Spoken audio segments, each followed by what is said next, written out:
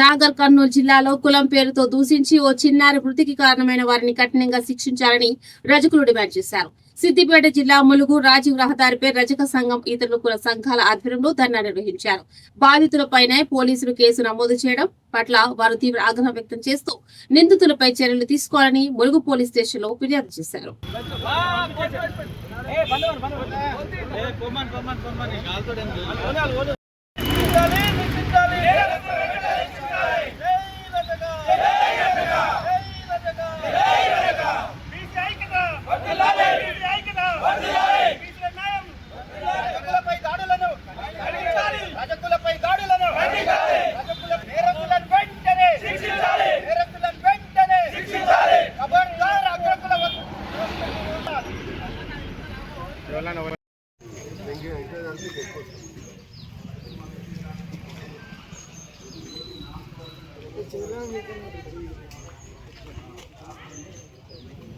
కర్నూలు జిల్లా ఉమ్మెర గ్రామంలో మల్లన్న జాతర దర్శనానికి వెళ్ళినటువంటి చిన్న కులం అని చెప్పి దర్శనానికి వెళ్ళినటువంటి వ్యక్తులను అగ్రకులస్తులు అయినటువంటి రెడ్డిలు గుడిలోకి రాకుండా బయటకు నెట్టివేయడం జరిగింది.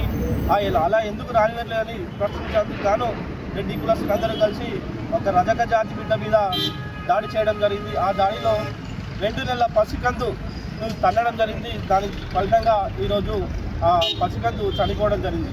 దీనిపై ఈరోజు మేము పోరాటం సాగిస్తూ ఉన్నాం. ఈ రెడ్డి అగ్రకులం కావడం వల్ల ఈరోజు పోలీసులు కానీ ఎవరు కానీ వారిపై చర్యలు తీసుకోలేదు. కానీ ఏదైతే రిటర్న్గా కంప్లైంట్ ఇచ్చినటువంటి చాకలి కులస్తులపైనే మరియు రిటర్న్గా కంప్లైంట్ చేయడం జరిగింది.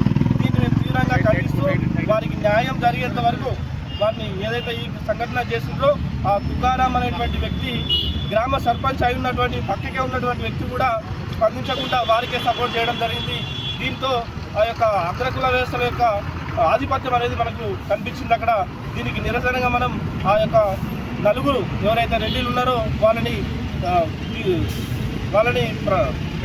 వెంటనే అరెస్ట్ చేసి వారికి తగిన శిక్ష విధించే వరకు మా యొక్క ఈ యొక్క రజకుల యొక్క బీసీల యొక్క పోరాటం ఆగదు.